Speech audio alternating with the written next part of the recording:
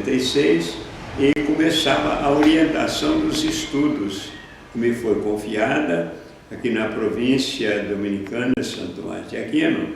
Então nós tínhamos uma escola dominicana de teologia, que naquele tempo se chamava o Instituto de Teologia da província. Então eu comecei a orientar a formação e vendo cada vez mais a situação da igreja no Brasil, as diferentes posições dos católicos diante da sociedade e procurando então compreender o mais possível, né, a nossa atitude verdadeiramente evangélica na complexidade desse mundo que o Brasil estava atravessando e que o mundo estava atravessando. Dois blocos, o bloco comunista e o bloco capitalista.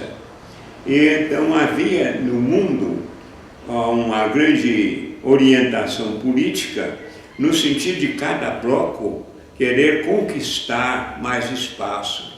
Em 59, por exemplo, a Rússia tinha conseguido uma influência sobre Cuba, né, que passou para o bloco comunista, que teve uma importância enorme na atitude do outro bloco, dos Estados Unidos, que então desejavam vigiar todos os países da América do Sul, né, para impedir que o Brasil, a Argentina, o Uruguai, o Chile, né, muito especialmente, passassem para o bloco de influência socialista e comunista.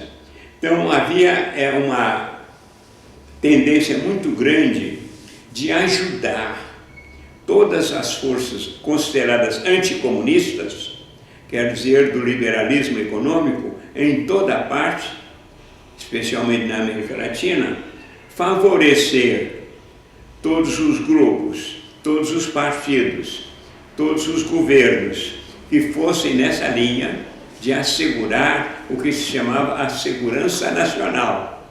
Nós temos um livro do padre Combran que estuda sistematicamente a ideologia da segurança nacional, no sentido de segurança contra o comunismo.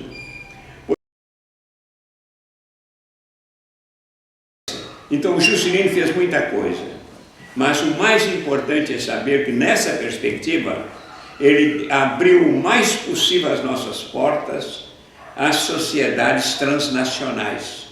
Quer dizer, todas as grandes empresas americanas que investissem aqui com toda a liberdade e com a possibilidade, então, né, de reenviar o Juscelino Kubitschek no seu governo. Fez muita coisa interessante, mas abriu o país ao que nós diríamos assim, a fase do petróleo, né? Quer dizer, acabou com a ferrovia, acabou com a hidrovia, etc. O Brasil só é levado agora a carro, né? O caminhão e ônibus, e haja petróleo, e haja gasolina, e haja bem.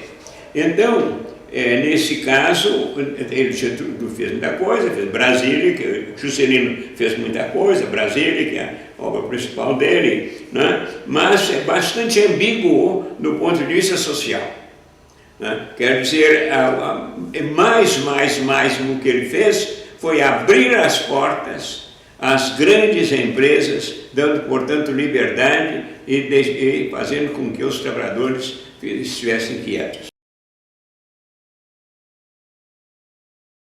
O seu Amoroso Lima, né, em Ação Católica que começava então e que será oficializada no Brasil em 1935, é a data da fundação da Ação Católica Brasileira. Pois bem, então, esses católicos, já marcados pelo espírito da Ação Católica, eles lutaram para estabelecer um decálogo social, e ele passou na Constituição de 34. Getúlio Vargas, por decreto-lei, utilizou essa doutrina como se fosse dele. E então, em um certo momento, ele estabeleceu um sistema muito complexo de ajudar os trabalhadores, um trabalhismo político, com um Ministério do Trabalho que era ao mesmo tempo ligado aos sindicatos e ao governo, e submetia os sindicatos ao governo, de modo que começa essa ambiguidade. Bom, ministro do Trabalho de Getúlio, né, e que foi eleito vice-presidente, juntamente com Juscelino, em eleições distintas. O presidente e o vice-presidente, ele teve mais votos do que o Juscelino, de modo que isso mostra que ele era um homem popular, com uma parte de populismo, mas uma parte também de muita gente dizer: esse daí fez alguma coisa por nós. Bem, pois bem, então aí nós tivemos um começo de revolução, foi a eleição de Jânio Quadros. Jânio Quadros foi eleito no conjunto Jan-Jan, Jânio Jango. O Jango era de novo vice-presidente, né? Bem, e então, naturalmente, o Jânio era um populista, um homem de massas, etc., e tomava medidas, e as primeiras medidas dele como presidente são ridículas. É sobre moda de mulher, é sobre biquíni nas praias, esse tipo de coisa, é muito bom. Eu não tinha ideia nenhuma de coisa. E aí, por outro lado, o Congresso era todo contra ele, porque as eleições foram diferentes. Já havia um Congresso, quando ele foi eleito, o Congresso é de uma tendência e ele de outra. O Congresso é completamente liberal, ele... Bem, e então aí nesse momento é que vai começar para nós o interesse da marcha do social na qual nós vamos entrar. Eu digo então que eu cheguei aqui ao Brasil, né, um pouquinho antes disso, acompanhei tudo isso, e então a nossa preocupação era essa, é que a doutrina social da igreja não ficasse doutrina, teoria, etc., mas que houvesse de fato uma ação social dos cristãos, dos católicos, junto com todo o povo, né, aplicando isso que a gente chamava de doutrina social. De modo que a nossa preocupação era explicar sempre o Evangelho, mostrando que ele tem uma dimensão social, e que não se pode ser verdadeiro cristão se a gente pratica um individualismo ético.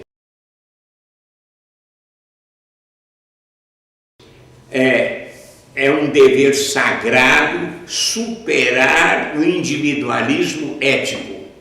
Quer dizer, abrir-se à dimensão social do Evangelho. Bem, então isso aí foi a nossa preocupação dos dominicanos, né? Cuja frente eu estava, né, como regente dos estudos, né? Bem, e procurávamos então ensinar uma teologia, primeiro aos jovens dominicanos, depois aos leigos, numa linha de ser uma visão integral do Evangelho hoje, né? Quer dizer, então insistir muito nas virtudes teologais, fé, esperança e caridade, e essa consequência dessas virtudes, do verdadeiro amor, que é então a procura de uma sociedade que seja justa e solidária, né? Em que se pratique todos os direitos para todos, né? E em que haja uma verdadeira fraternidade no plano civil, como há fraternidade no plano cristão. Então, isso foi o movimento que os dominicanos procuramos dar ao nosso ensino aos nossos jovens, dar aos leigos, e aí fomos criando um movimento, e nesse sentido de trabalhar para a renovação da igreja, dávamos cursos de Bíblia, né, e para bem fundar na Palavra de Deus, cursos de liturgia, para fundar na vida de oração da igreja, né, e um curso então de teologia para bem pensar a fé nos dias de hoje, e ao mesmo tempo a dimensão social, né, tanto da fé, como da teologia, como da nossa vida cristã, como da ação dos cristãos. Então, nesse momento, a gente pode dizer que o convento das Perdizes, particularmente aqui em São Paulo, foi um foco e crescendo cada vez mais. De modo que nós tínhamos, assim, por exemplo, reuniões de grupos ecumênicos para refletir sobre o que é o cristianismo hoje. Em que ano isso?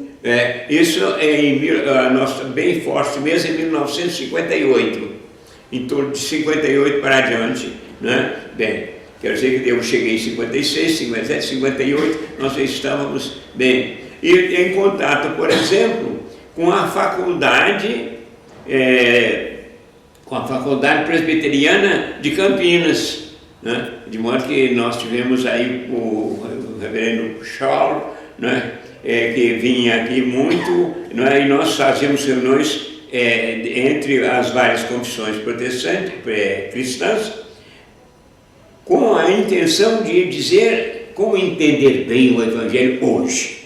O Evangelho como Jesus nos deu e o Evangelho que a igreja deve viver hoje, né? Bem, então a partir daí é que nós vamos ter o seguinte, eu vou levar a nossa reflexão em dois aspectos. Primeiro, como nós cristãos marchamos na linha do social, né? Procurando uma reforma da igreja, né? Que se fosse mais evangélica, portanto, amando os indivíduos, amando a sociedade e procurando que haja justiça na sociedade. É eleito Papa João XXIII. Isso para nós foi um choque muito grande, de modo que as posições deles, as encíclicas de João XXIII e a orientação que ele ia dando para o concílio, isso para nós deu um nós fizemos eu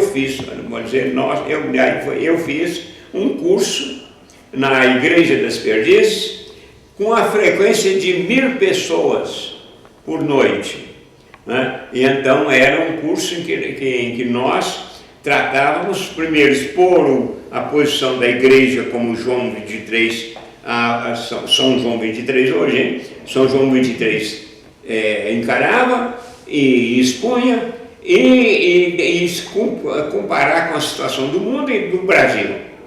Então daí é que nós chegamos e essa preocupação, essa procura e, se possível, uma ação no Brasil. Então nessa hora nós começamos a fazer e criamos uma entidade a qual a gente deu o nome de Veritas, a verdade, que é então um lema da Ordem Dominicana, e então Veritas. E lá então organizamos, começamos a tomar contato com outros estados, etc., esse movimento. E aí a coisa do momento é essa: vocês, onde houver opressão, aí são vocês, para anular o oprimido. Onde houver uma greve, vocês estudem a greve, se ela é justa, defendam a greve. Vamos agir, né? Então a gente já estava um pouquinho nessa linha do ver, julgar e agir, né? E sobretudo dizer, não queremos intelectualismo de doutrina bonita, a doutrina mais bonita do mundo, nós queremos a doutrina mais eficaz do mundo, né? Então dentro dessa linha nós chegamos e vimos o seguinte, que a opinião pública nossa estava completamente intoxicada, completamente manipulada pelos grandes jornais e pela televisão que já começava, e então ela era completamente oposta a toda a renovação no sentido de emancipação para o povo, né? E ao contrário, apoiar, né, tudo aquilo que fosse repressão, que fosse colocar o povo no lugar dele, né? E não que quisesse se manifestar, marchar, protestar, contestar, etc. Trabalhávamos conosco aqui muito o bispo de Santo André, Dom Jorge. Então ele não seguia muito, e nós tínhamos também entre os leigos, aqui nas Perdizes, um grande advogado trabalhista que tinha uma rede de sindicatos, né, com inspiração de luta social, de inspiração cristã, Dr. Mário Carvalho de Jesus. Aí, Mário Carvalho de Jesus, advogado trabalhista, Dom Jorge, bispo, eu, dominicano, nós fomos ver uma greve, aqui em São Paulo, e nós chegamos lá, e vimos as dificuldades, os problemas, conversamos com os grevistas, etc. E quando nós estávamos lá, chegou a polícia. Chegou a polícia e perdeu todos os líderes e então introduziu operários de fora e anunciaram que a greve tinha acabado. Nós assistimos isso e tentamos falar, conversar, não adiantou nada, não deixamos para lá aberto. E aí então, nós falamos, isso é impossível. Fizemos uma nota contando isto, assinado pelos 3, e mandamos a todos os jornais. A maioria não publicou, e o jornal, como o Estado de São Paulo, publicou que acabou a greve, mas que Dom Jorge, Mário Carvalho de Jesus e Carlos Lafá não ficaram muito satisfeitos e andaram discutindo com a polícia. Aí nós falamos, como é que se informa? Aí fizemos uma reunião célebre para nós, né? Em começo de 1962, nas Perdizes. Nessa reunião nós falamos, olha gente, nossa ação não vai para frente, nós não temos imprensa. Vamos fundar um jornal. Então a ideia é fundar um jornal alternativo que fosse do lado do povo, que fornece as informações de verdade, conforme os interesses do povo e não conforme os interesses dos grupos, etc. Bem, então nesse caso, daí saiu então o jornal Brasil Urgente. Ele surgiu por uma necessidade de dar voz a quem não tem voz, né? Ser um jornal do povo, né? Bem, de modo que nós fazemos isso e procurar manter os grupos lá em Manaus, lá em Belém, lá em Porto Alegre, Natal, bem, de modo que o jornal, ele era composto na sexta-feira. Quinta-feira à noite nós nos reuníamos, organizávamos, então, bem. Sexta-feira ele estava feito. Sábado ele era colocado para domingo, colocado por avião, para que domingo, com a data de domingo, ele rodasse em todo o Brasil. De modo que nós dizíamos, é o único jornal nacional, esse coitadinho de Brasil Urgente, né?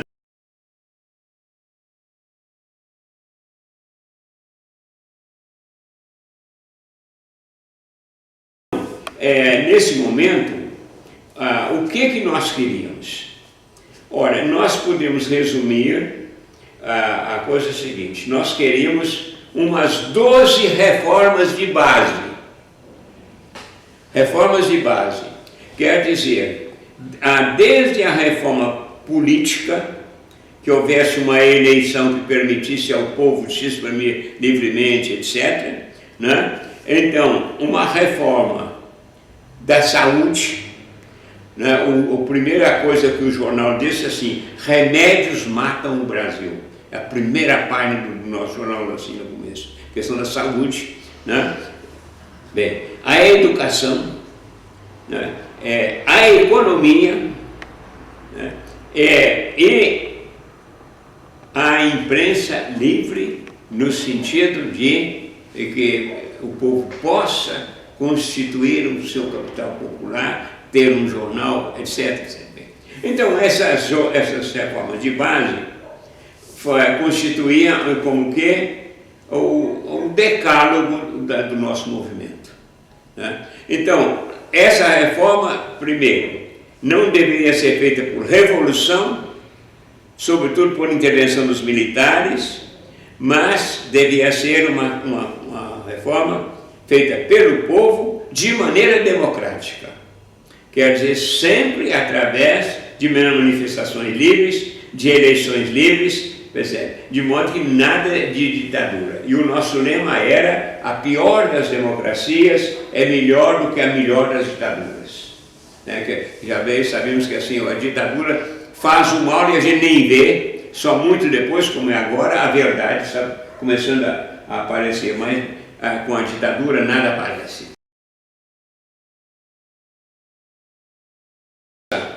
O nosso movimento é, primeiro, justiça social para todo o povo. Para nós, com inspiração cristã, mas aceitando todos aqueles que aceitem lutar pela justiça social para o povo, seja qual for a sua posição religiosa. Né? Quer seja, não seja católico ou cristão, seja religioso não cristão, né? Ou até não tenha religião, ou até seja ateu. Né? Quer dizer que então o que nos une é esse programa. Nós não vamos discutir. Quanto a nós praticávamos uma cultura de espiritualidade.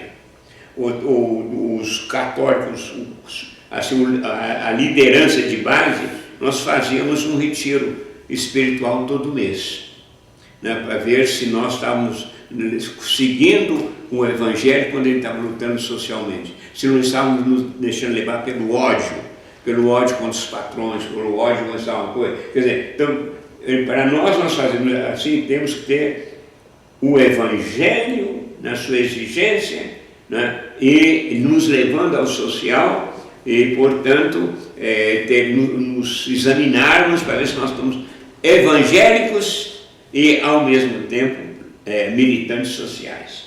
Bem, então isso aí para mim foi muito importante, porque havia já, fora do Brasil, figuras que nós admirávamos, né? Então, como Giorgio La Pira, que hoje é bem-aventurado, que era foi prefeito de Florença durante muito tempo, e que era um grande católico, de comunhão cotidiana, né? De ter uma sala, de ter um quarto lá no convento dos dominicanos em Florença, onde ele ia às vezes passar em recolhimento, um grande espiritual e um político audacioso, né? Que era contra todo liberalismo econômico, queria promover o povo e consultava constantemente o povo, etc. Bem, então aqui a gente queria, nesse sentido, uma espiritualidade autenticamente, profundamente evangélica, enraizada no nosso coração, e que as mãos carejadas numa militância social e até mesmo numa luta social. Nós estamos com essa identidade e com essa abertura. Então, havia aqui no país o seguinte: na política, né, nós tínhamos tido o fenômeno, então, da renúncia de Jânio Quadros, né, e então o vice-presidente Jânio Goulart, que Jânio tinha mandado fazer uma visita diplomática à China comunista, de modo que ele, quando Jânio dá a sua demissão, né, então nesse momento o vice-presidente estava na China comunista. Ele veio até o Uruguai porque as forças anticomunistas, liberais, capitalistas, comandadas por várias, né, entidades de orientação norte-americana, então eles disseram: ele não pode tomar posse. Então, uma primeira vitória foi a seguinte, sobretudo nessa hora, Brizola, né, teve um trabalho importante, por dizer: não, ele foi eleito, tem que tomar posse. Então, em nome da legitimidade democrática, ele tomou posse. Mas os militares, os 3 militares, né, do governo, disseram: não, ele não pode, etc. Então fez-se um acordo bem, estabelece o parlamentarismo no Brasil, né, para tirar a força, e ele será lei. Então estabeleceu isso. Aí o Jango aceitou, e no discurso dele ele disse: aceito o parlamentarismo com a reserva dos meus direitos. E a reserva é que fez um plebiscito e ganhou estouradamente o plebiscito, né? E aí ele se tornou, então, né, presidente do Brasil, né, em 1961.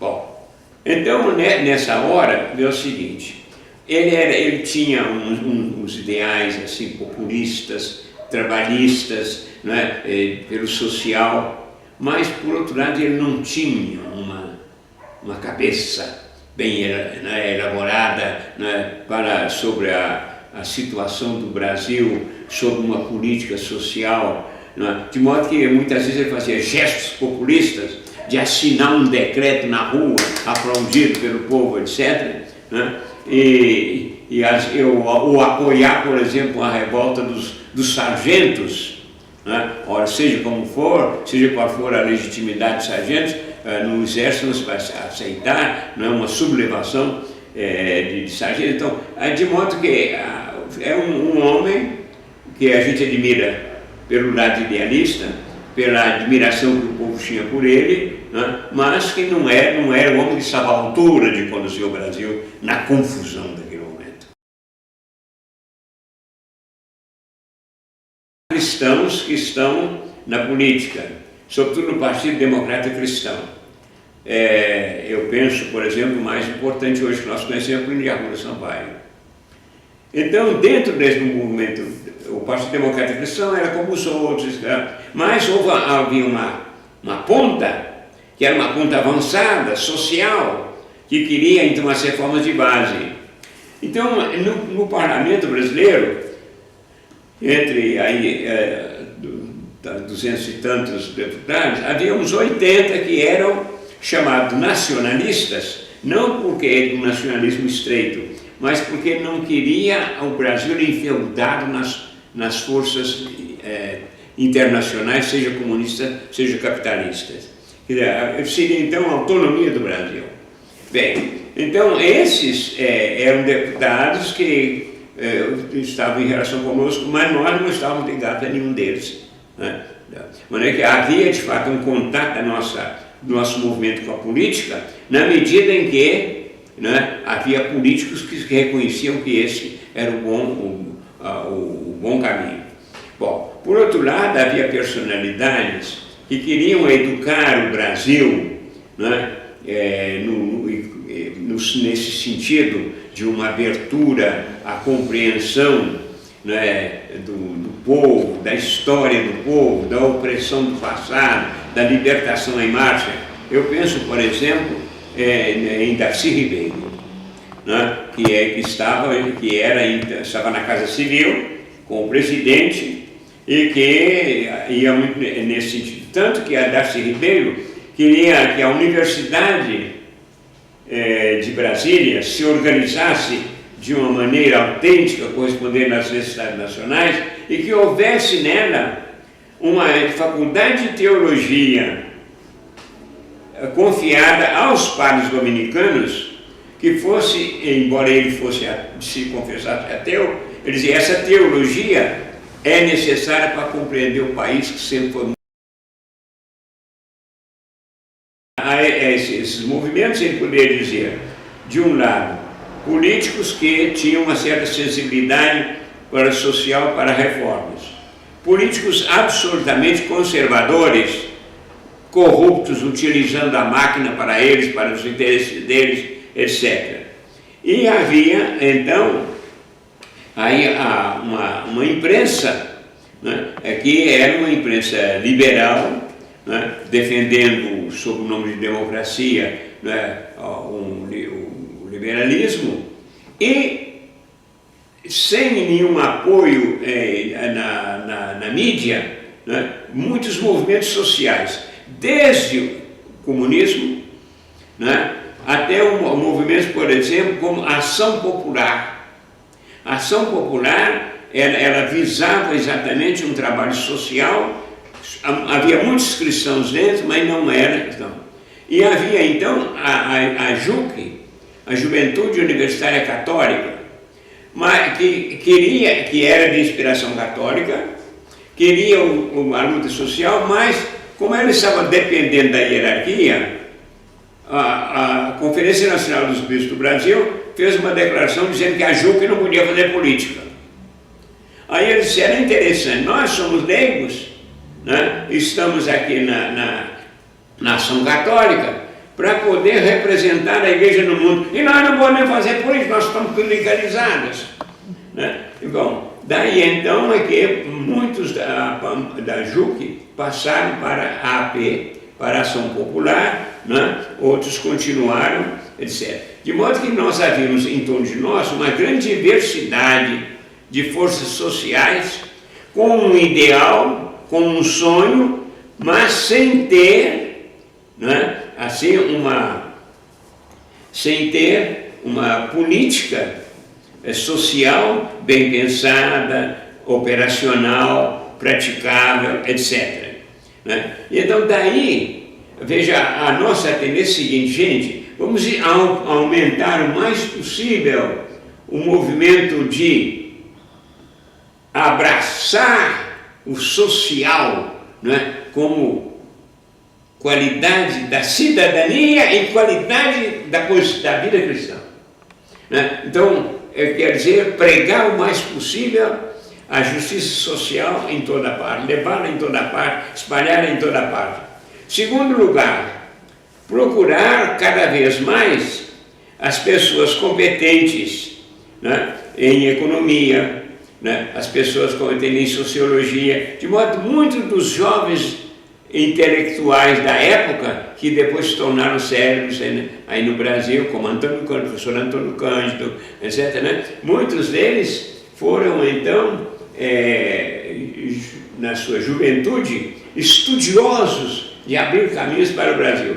E quase todos eles foram convidados a deixar o Brasil no dia 1º de abril de 64.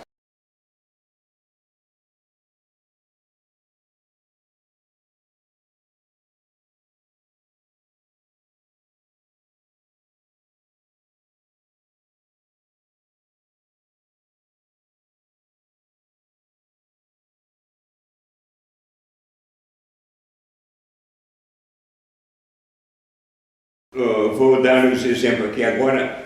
O Cardeal de São Paulo. O Cardeal de São Paulo sempre é Dom Carlos Carmelo de Vasconcelos Mota. É um verso, né? Dom Carlos Carmelo de Vasconcelos Mota. É um decassílabo.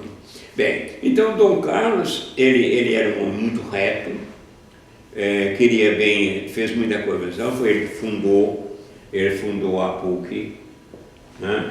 Foi ele que fundou a 9 de julho, né? Foi várias iniciativas dele no círculo cultural, bem. E por outro lado, então, ele aceitava de dialogar favoravelmente com os cristãos sociais, nós sempre íamos lá consultar a ele, etc. E depois, então, ele mantinha uma posição de dizer, olha, como arcebispo eu não tenho partido nenhum, não sou de nenhuma tendência, né? Sou bispo de todos, etc.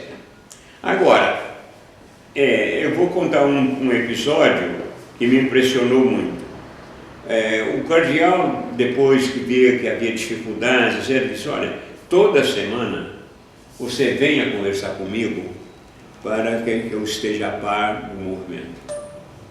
Então eu estava lá conversando com ele, quando o secretário chegou, Eminência, há um grupo de pessoas aí que vem.